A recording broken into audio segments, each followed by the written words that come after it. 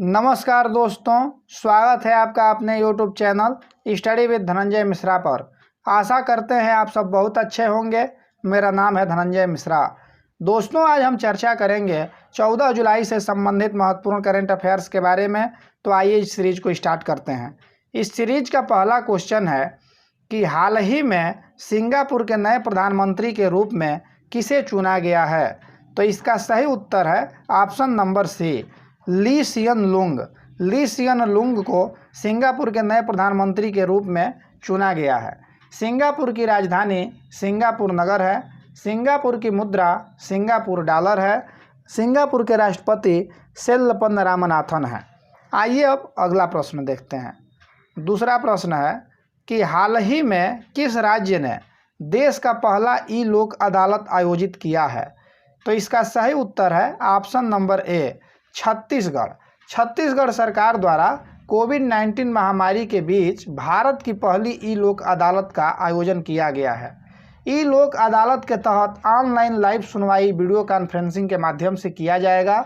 छत्तीसगढ़ की राजधानी रायपुर है। छत्तीसगढ़ के मुख्यमंत्री भूपेश बघेल हैं। छत्तीसगढ़ के राज्यपाल अनुसुईया उइके हैं। छत्तीसगढ़ में लोकसभा सीटों की संख्या 11 है। राज्यसभा सीटों की संख्या 5 है। विधानसभा सीटों की संख्या 90 है और छत्तीसगढ़ में कुल 28 जिले हैं। आइए अब अगला प्रश्न देखते हैं।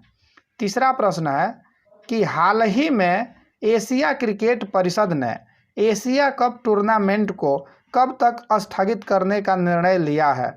तो इसका सही उत्तर है ऑप्शन नंबर ए, जून 2021। जून 2021 तक एशिया क्रिकेट परिषद ने एशिया कप टूर्नामेंट को स्थगित करने का निर्णय लिया है। कोविड-19 महामारी के मद्देनज़र इसको ध्यान में रखते हुए इस टूर्नामेंट को जून 2021 तक स्थगित करने का घोषणा किया गया है। यह जो है कि टूर्नामेंट सितंबर 2020 में आयोजित होना था। एशिया क्रिकेट परिषद की स्थापना 13 सितंबर 1983 को हुआ था और इसका मुख्यालय कोलंबो में स्थित है। आइए अब अगला प्रश्न देखते हैं। चौथा प्रश्न है कि हाल ही में विश्व कप चैंपियन जैक चार्ल्टन का निधन हुआ है। वह किस खेल से संबंधित थे। तो इसका सही उत्तर है option number D, football. Jack Charlton, जिनका हाल ही में निधन हो गया है, वो फुटबॉल से संबंधित थे। यह इंग्लैंड के बहुत ही मशहूर फुटबॉलर थे। इंग्लैंड ने 1966 में विश्व कप जीता था, उस टीम के ये भी सदस्य रहे थे। इंग्लैंड की राजधानी लंदन है। इंग्लैंड के जो प्रधानमंत्री हैं वो बोरिस जॉनसन हैं और इंग्लैंड की मुद्रा पाउंड स्टर्लिंग है। दोस्तों, अगर आप इस वीडियो का PDF प्राप्त करना चाहते हैं तो डिस्क्रिप्शन में दिए गए टेलीग्राम के लिंक पे क्लिक करके आप टेलीग्राम ग्रुप को ज्वाइन कर सकते हैं, या टेलीग्राम पे study with Dhananjay Mishra search करके भी आप उस ग्रुप को ज्वाइन कर सकते हैं। टेलीग्राम पे प्रत्येक दिन पूर्व की परीक्षाओं में पूछे गए प्रश्नों को क्विज के रूप में सॉल्व कराया जाता है। तो आप टेलीग्राम ग्रुप को ज्वाइन करके और क्विज को सॉल्व करके अपने तैयारी को एक नई दिशा दे सकते हैं। दोस्तों, अगर आप चैनल पर नए हैं तो चैनल को जरूर सब्सक्राइब कर लीजिएगा तथा बेल आइकन को दबा लीजिएगा। आइए अब अगला प्रश्न देखते हैं। पांचवा प्रश्न है कि हाल ही में किस संस्था ने मलाला यूसुफजई को सम्मानित करने के लिए मलाला दिवस मनाने की घोषणा किया है। तो इसका सही उत्तर है ऑप्शन नंबर बी, UN, जिसे यूनाइटेड नेशन कहा जाता है और हिंदी में संयुक्त राष्ट्र कहा जाता है। तो यूनाइटेड नेशन ने युवा कार्यकर्ता मलाला यूसुफजई के योगदान को सम्मानित करने के लिए 12 जुलाई को विश्व मलाला दिवस के रूप में घोषित किया है। दुनिया भर में महिलाओं और बच्चों के अधिकारों का सम्मान करने के लिए मलाला यूसुफजई के जन्मदिन के दिन इसे मनाने का घोषणा किया गया है। मलाला यूसुफजई सबसे कम उम्र के नोबेल पुरस्कार प्राप्त करता हैं। UN की स्थापना 24 अक्टूबर 1945 को हुआ था। UN का हेडक्वार्टर न्यूयॉर्क शहर में स्थित है और यूनाइटेड नेशन में सदस्य देशों की संख्या 193 है और वर्तमान में यूनाइटेड नेशन के अध्यक्ष एंटोनियो गुटेरस हैं। आइए अब अगला प्रश्न देखते हैं। छठवां प्रश्न है कि हाल ही में हुई स्टीरियन ग्रैंड प्रिक्स 2020 रेस किसने जीती है। तो इसका सही उत्तर है option number A, Lewis Hamilton. Lewis Hamilton ने जो है कि स्टीरियन ग्रैंड प्रिक्स 2020 का खिताब अपने नाम किया है और जो ये हुआ था ये ऑस्ट्रिया के स्पीलबर्ग के रेड बुल रिंग में हुआ था। और ये जो लुइस हैमिल्टन है ये मर्सिडीज के रेसर हैं। उसके बाद जो वाल्टेरी बोटास है इनका दूसरा स्थान रहा था और मैक्स वेरस्टेपन ये तीसरे स्थान पर थे। आइए अब अगला प्रश्न देखते हैं। 7वां प्रश्न है कि हाल ही में जारी WTO के आंकड़ों के अनुसार ब्रिटेन में निवेश करने वाला दूसरा देश कौन बना है? तो इसका सही उत्तर है option number B, Bharat. Bharat जो है कि WTO के जारी किए गए आंकड़ों के अनुसार ब्रिटेन में निवेश करने वाला दूसरा स्थान बन गया है। भारत ने 120 परियोजनाओं में निवेश करके 5,429 नए रोजगार के पद सृजन किए हैं और पहला स्थान अमेरिका का है। तो अमेरिका ने 462 परियोजनाओं में निवेश करके ये जो है कि 20,131 रोजगार के नए अवसर उपलब्ध कराए हैं और तीसरा स्थान जर्मनी का है। WTO का जो फुल फॉर्म होता है वो वर्ल्ड ट्रेड ऑर्गेनाइजेशन होता है, जिसे हिंदी में विश्व व्यापार संगठन कहा जाता है। WTO की स्थापना 1 जनवरी 1995 को हुआ था। WTO का हेडक्वार्टर जिनेवा शहर में स्थित है और वर्तमान में WTO के हेड पास्कल लैमी हैं। आइए अब अगला प्रश्न देखते हैं। 8वां प्रश्न है कि हाल ही में किस संस्था ने अटल ऐप डेवलपमेंट मॉड्यूल को लॉन्च किया है? तो इसका सही उत्तर है option number A, NITI Aayog. NITI Aayog ने अटल ऐप डेवलपमेंट मॉड्यूल को लॉन्च किया है।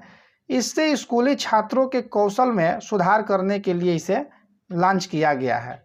नीति आयोग का जो फुल फॉर्म होता है national institute for transforming India होता है। नीति आयोग की स्थापना 1 जनवरी 2015 को किया गया था। नीति आयोग का हेडक्वार्टर नई दिल्ली में स्थित है और वर्तमान में नीति आयोग के CEO अमिताभ कांत हैं और नीति आयोग के अध्यक्ष प्रधानमंत्री होते हैं। तो वर्तमान में नीति आयोग के जो अध्यक्ष हैं नरेंद्र मोदी हैं, जो कि देश के प्रधानमंत्री हैं। आइए अब अगला प्रश्न देखते हैं। 9वां प्रश्न है कि हाल ही में किस विद्युत उत्पादन कंपनी को CII-ITC सस्टेनेबिलिटी पुरस्कार 2019 से सम्मानित किया गया है? तो इसका सही उत्तर है option number B, NTPC। NTPC जो कि एक विद्युत उत्पादन कंपनी है, इसको हाल ही में CII-ITC सस्टेनेबिलिटी पुरस्कार 2019 से सम्मानित किया गया है। NTPC का जो फुल फॉर्म होता है वो नेशनल थर्मल पावर कॉरपोरेशन होता है। NTPC की स्थापना 7 नवंबर 1975 को हुआ था और वर्तमान में NTPC के चेयरमैन गुरदीप सिंह हैं। आइए अब अगला प्रश्न देखते हैं। 10वां प्रश्न है कि हाल ही में शार्क डॉक्यूमेंट्री फिल्म ची लुपो के लिए दादा साहब फाल्के पुरस्कार 2020 से किसे सम्मानित किया गया है? तो इसका सही उत्तर है option number C, Kezang D Thongdok. Kezang D Thongdok को जो है कि शार्क डॉक्यूमेंट्री फिल्म ची लुपो के लिए दादा साहब फाल्के पुरस्कार 2020 से सम्मानित किया गया है। ये एक अरुणाचल प्रदेश के फिल्म निर्माता हैं। दादा साहब फाल्के पुरस्कार की स्थापना 1969 में किया गया था। इस जो है कि पुरस्कार में 10 लाख रुपया और एक स्वर्ण कमल दिया जाता है। पहली बार दादा साहब फाल्के पुरस्कार प्राप्त करने वाली देविका रानी हैं। आइए अब कल के प्रश्न का जवाब देखते हैं। बहुत से लोगों ने इसका उत्तर कमेंट बॉक्स में सही दिया था। तो कल का प्रश्न था कि हाल ही में हॉकी इंडिया का नया अध्यक्ष किसे बनाया गया है? तो इसका सही उत्तर था option number A, Gyanendro Ningombam. Gyanendro Ningombam को हॉकी इंडिया का नया अध्यक्ष बनाया गया है। और आज का प्रश्न है जिसका उत्तर आप लोग कमेंट बॉक्स में कमेंट करके बताइएगा। तो आज का प्रश्न है कि हाल ही में किस राज्य सरकार ने SBI के साथ तनाव फंड स्थापित करने की घोषणा की है? तो इसका ऑप्शन दिया गया है। इसका सही उत्तर आप लोग कमेंट बॉक्स में कमेंट करके बताइएगा। अगर वीडियो अच्छी लगी हो तो इस वीडियो को ज़रूर लाइक कीजिएगा तथा चैनल को सब्सक्राइब कर लीजिएगा। उम्मीद करते हैं मेरे द्वारा दी गई जानकारी आपको आसानी से समझ में आई होगी, किसी प्रकार के कठिनाइयों का सामना नहीं करना पड़ा होगा। ऐसे ही वीडियो प्राप्त करने के लिए इस चैनल को सब्सक्राइब कर लीजिए तथा बेल आइकन को दबाना न भूलिएगा, ताकि मेरे द्वारा दी गई जितनी भी वीडियो की अपडेट है वो आप तक सही समय से और आसानी से पहुंच सके। आज के लिए इतना ही, दीजिए इजाज़त। मिलते हैं अगले वीडियो के साथ, तब तक के लिए धन्यवाद।